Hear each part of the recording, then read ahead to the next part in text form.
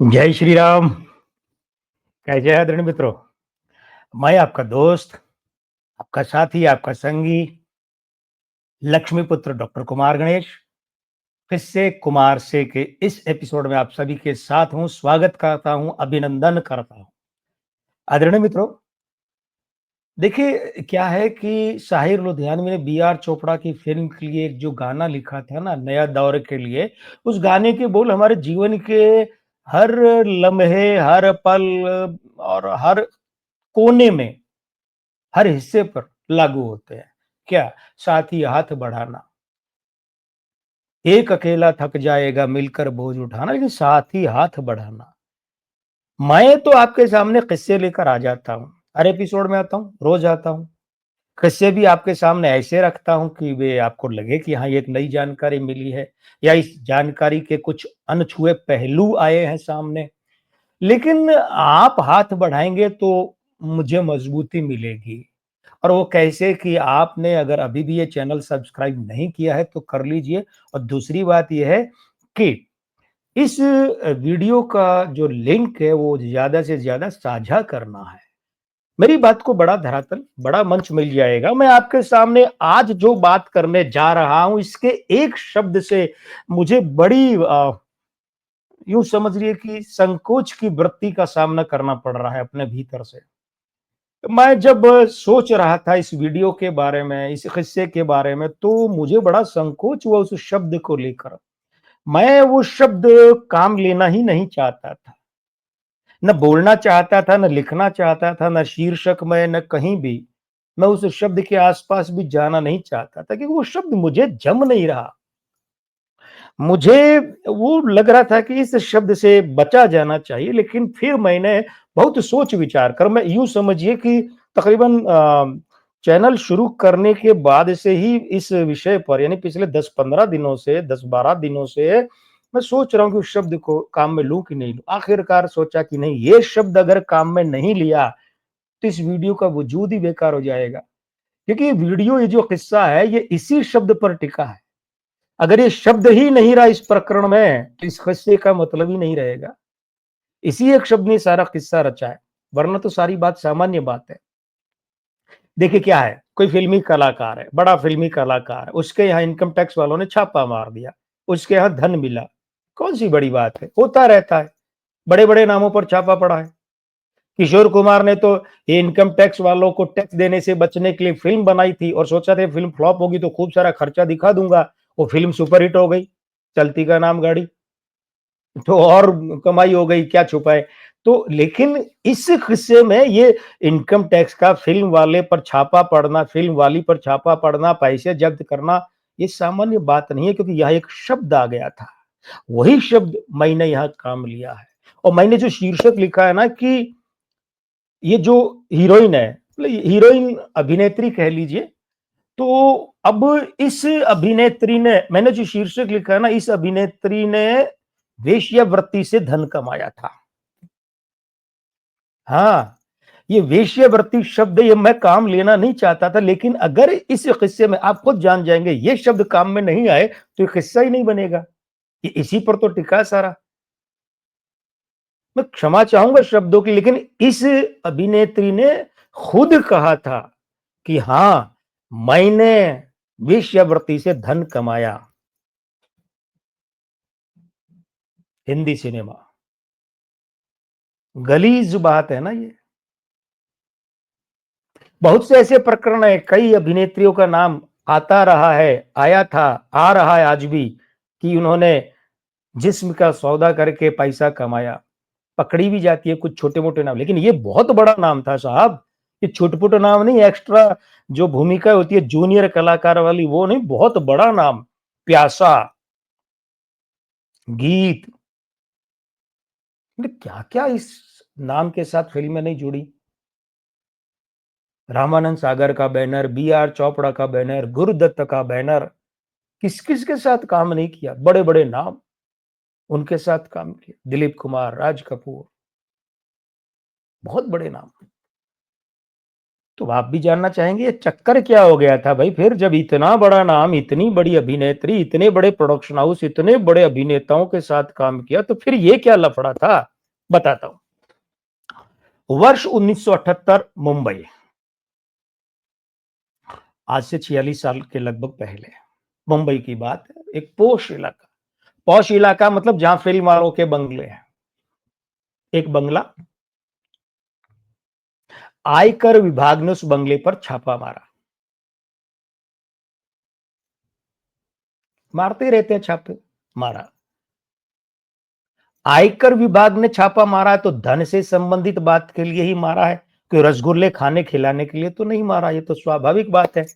तो आयकर विभाग छापा मारा वहां, तो सब कमरों की तलाशी लेता लेता, मतलब उसके अफसर वो पहुंचे उस अभिनेत्री के बाथरूम में, और उन्हें वहां कुछ गड़बड़ लगा, गड़बड़ लगी, क्षमा कीजिएगा, गड़बड़ स्त्रीलिंग शब्द है, गड़बड़ लगी। तो उन्होंने बाथरूम की एक दीवार तोड़ी, नोटों के बंडल गिरे उसमें से, बंडलों का जखीरा गिरा, दो चार बंडल नहीं, जखीरा गिरा। अब जखीरा कैसे भाई? 12 लाख रुपए वहां से निकले। मैं बात कर रहा हूं 1978 की, जब कमाई दिहाड़ी की 1 आना 2 आना होती थी, दिहाड़ी की कमाई। समझ रहे हैं ना आप बात को? 12 लाख रुपए। अब ये जो वित्त वाले हैं, धन वाले, वही लोग बता सकते हैं कि तब का 12 लाख आज का कितना करोड़ बैठता है। 1978 का 12 लाख, तो 12 लाख रुपया, आंखें फट गई इनकम टैक्स विभाग वालों की। और वो तो अभिनेत्री तो सदमे में ही चली गई। उसके पति को नेपाल फोन किया गया, वो पति नेपाल, ये भी नेपाल की थी, वो नेपाल में धंधा संभालते थे लोहानी साहब। तो उन्हें फोन किया गया, वकील बुलाया गया, कुछ सेटिंग शूटिंग की बात हुई, लेकिन कुछ मामला जमा नहीं।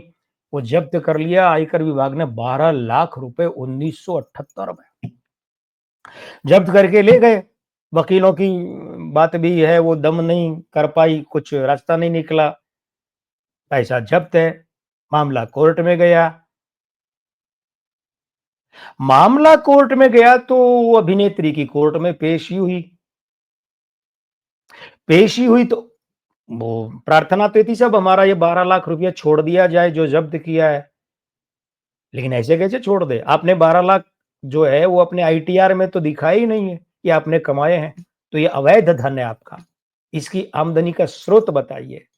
वो नहीं बता पाई, काला धन था सामान्य भाषा में। तो उस अभिनेत्री के वकील ने, और हो सकता है कुछ और लोगों ने भी उसे सुझाया कि तुम अपने पैसे वापस लेने के लिए अपने बचाव में ये तर्क दे देना। बस वहीं गड़बड़ हो गई सारी। पैसा देखिए आता रहता है, जाता रहता है, इज्जत बड़ी चीज है, सम्मान बड़ी चीज है। पैसों के लिए आत्मा को गिरवी बेच दोगे क्या? उस अभिनेत्री ने कोर्ट में कह दिया, ये पैसा मैंने वेश्यावृत्ति करके कमाया है। और उसने ऐसा क्यों कहा, आज का मुझे नहीं पता, लेकिन तब वेश्यावृत्ति से की हुई कमाई, कमाए गए धन पर इनकम टैक्स नहीं लगता था, उस दायरे में ही नहीं आता था धन। तो उस अभिनेत्री ने भरी अदालत में ये माना, खुद कबूला कि मैंने ये धन जो 12 लाख रुपया है, ये वेश्यावृत्ति कर कमाया। थू करने को जी कर रहा है, धिक्कार है ऐसे पैसे को। वो उसने वेश्यावृत्ति से नहीं कमाया था अभिनेत्री, लेकिन खुद स्वीकार किया। सब तरफ थू थू होने लगी, धिक्कार होने लगा। गिरने की भी हद होती है यार, तुम अपने पैसे को पाने के लिए अपने आप को वेश्या बता रही हो, फिर इससे ज्यादा तुम क्या गिरोगी? धन इतना बड़ा, इज्जत कुछ नहीं है। खैर साहब, आगे तो कानूनी मोर्चे पर जो होना था हुआ। लेकिन फिर क्या हुआ, उस अभिनेत्री के पास उस समय 4-5 फिल्में ही थी, एक दो बनी बनाई और उसका करियर खत्म हो गया। ये अभिनेत्री थी माला सिन्हा।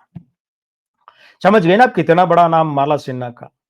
माला सिन्हा थी वो अभिनेत्री जिसने 12 लाख रुपए जो इनकम टैक्स डिपार्टमेंट ने जब्त किए, उस छुड़वाने के लिए भरी अदालत में कबूला कि ये पैसे मैंने, ये 12 लाख रुपए मैंने वेश्यावृत्ति करके कमाए। धिक्कार है ऐसे बचाव को, धिक्कार है ऐसे लोगों को, और धिक्कार है ऐसे लोगों की ऐसी मनोवृत्ति को जो जानवर से भी गिर जाते हैं सिर्फ अपना पैसा बचाने के लिए।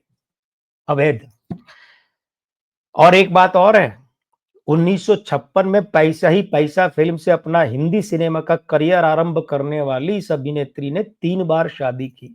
ये किस्सा फिर कभी बताऊँगा मैं आपको। और एक बात, इस अभिनेत्री की बेटी यानी माला सिन्हा की बेटी प्रतिभा सिन्हा भी फ़िल्मों में आई थी 90 के दशक में शुरू में। और आपको याद है ना वो फ़िल्म कौन-सी? आमिर खान, करिश्मा कपूर की परदेसी परदेसी जाना नहीं मुझे छोड़ के। वो गाना याद है ना? 2 बार है। एक बार में जब उसमें एक वो बंजारा औरत नाचती है, वो प्रतिभा सिन्हा थी। लेकिन हीरोइन के रूप में भी उसने कुछ फ़िल्में की।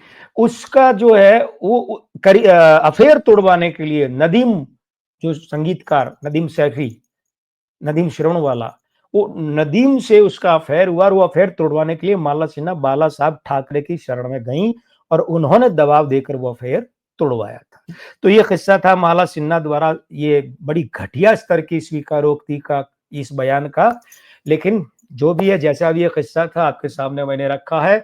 इस किस्से को अब यहीं ख़त्म करूँगा, करने जा रहा हूँ बल्कि कर ही दिया है, लीजिए। और हाँ, अगले एपिसोड में नया किस्सा लेकर हाज़िर होऊँगा। मैं आपका दोस्त यानी कि लक्ष्मीपुत्र डॉक्टर कुमार गणेश अब आपसे कह रहा हूँ कि विदा, लेकिन चैनल सब्सक्राइब कर लीजिएगा, है ना? और लिंक भी साझा कर लीजिएगा। विदा तो अवश्य लेकिन कभी अलविदा ना कहना। नमस्ते दोस्तों।